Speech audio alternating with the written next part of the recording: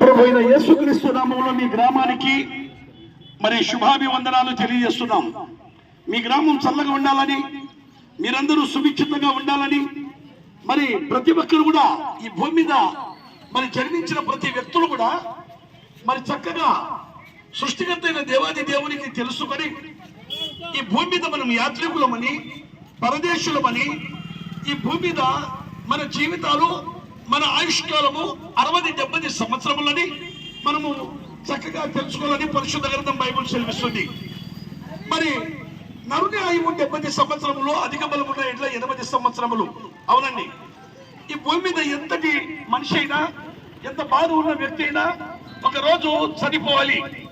చనిపోయిన తర్వాత మన శరీరంలో దాగి ఉన్న ఆత్మకు చావు లేదు కనుక ఆ ఆత్మ మరి పరలోక రాజ్యములో, దేవుని రాజ్యములో యుగ యుగాలు దేవుడుండే రాజ్యములో ఉండాలి.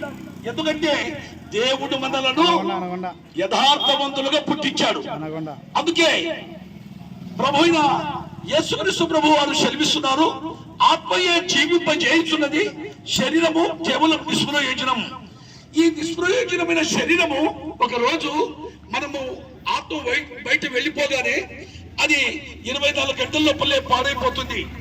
ఈ శరీరానికి దగ్గర ఎవరు రారు, ఎవరు మనల్ని ఉంచుకోరు. అందుకే శరీరము చాలా సున్నితమైంది, అది చాలా రోజులు ఇక్కడ ఉండదు.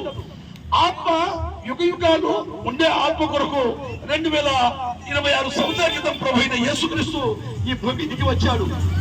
ఆయన వచ్చి సెలవించిన మాట ఏంటంటే, మరి పరలోక రాజ్యము ఒక గొప్ప మర్మముతో కూడిబడి ఉన్నది.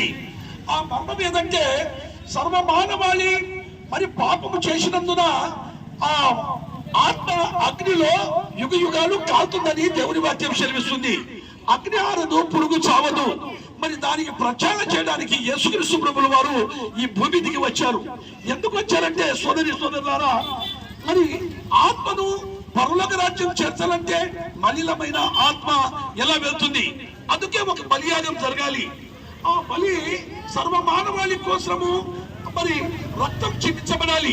సర్వ పాప పరిహారో రక్త ప్రోక్షణ ఆవశ్యకం, తద్రక్తం పరమాత్మేన పుణ్యదాన బలియాగం అన్నాడు. సర్వ మానవాళి పాపము హరించబడాలంటే ఒక సృష్టికర్త అయిన దేవుడు రావాలి. మరి సృష్టికర్త అయిన దేవుడు ఈ భూమి దిగి రావాలంటే తానే పాపం లేనివాడుగా ఉండాలి, శాపం లేనివాడుగా ఉండాలి. అతడు ఎలాంటి మరి పాపం లేనివాడై ఉండాలి, ఈ సృష్టినంతా కలుగజేసిన దేవుడై ఉండాలి.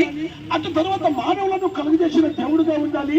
అలాంటి గొప్ప దేవుడు మనలను ప్రేమించి భూమికి ఆయన వచ్చాడు. సోదరి సోదరులారా, ఒక సంపూర్ణమైన మానవుడుగా, సంపూర్ణమైన దేవుడుగా యేసుక్రీస్తు ప్రభు వచ్చి ఆయన చెప్పింది ఏంటంటే, మరి పరలోక రాజ్యానికి వెళ్ళడానికి మార్గం ఏదంటే ఆయన చెప్పాడు.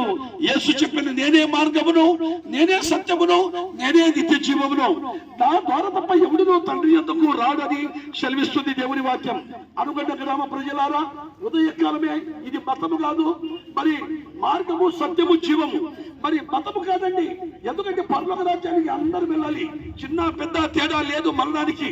అందుకే పరిశుద్ధ గ్రంథం బైబిల్ చదివిస్తుంది, మరణము చూడక బ్రతుకు నరుడెవడు, పాతాళ మోక్షము కాకుండా తప్పించగల వాడెవడు. మరణము అందరికీ వస్తుంది, కానీ మరణించక ముందరే మనము ఏ విధమైతే మరి మన ఇల్లు దీపం ఉండగానే ఇల్లు ఎలా చక్క పెట్టుకుంటున్నామో, ప్రాణం ఉండగానే ప్రభు పరలోక రాజ్యం ఇచ్చే ప్రభువును మనం ఎతకాలి. ఆయన మన కోసం తన రక్తం చిందించాడు, శిలువలో మరణించాడు, మరి సమాధి చేయబడ్డాడు, 3వ దినమున సజీవుడుగా లేచిన ప్రభు శమిస్తున్నాడు. నీవు ఎంత ఘోర పాపివైనా సరే రా, ఓ ప్రియ నా సోదరి సోదరులారా, ఈ లోకం మంది కాదంటున్నాడు ఆయన. అలాంటి గొప్ప దేవుడు, నిన్ను నన్ను కలుగజేసిన దేవుడు మరి ప్రియగా పిలుస్తున్నాడు. అలాంటి గొప్ప మరి దేవుడి గురించి పిలుస్తున్నాడు. సోదరులారా, ఈ ఉదయకాలం మేమేం చేయాలంటున్నావా?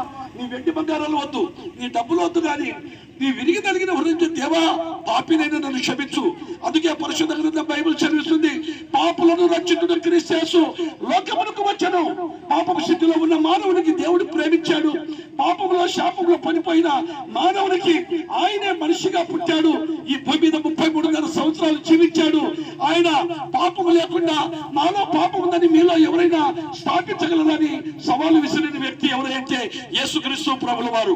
యేసుక్రీస్తు ప్రభుల వారు శర్మిస్తున్నాడు, నేను మార్గము సత్యము జీవం అంటున్నాడు. ఈ మంచి మాటలు చేత మీ కుటుంబాలు ఆదరించబడాలని, పరలోక రాజ్యం సొంతం చేసుకోవాలని మరి చెప్తూ ఈ మాటలు ముగిస్తున్న మీ కొరకు ప్రార్థన.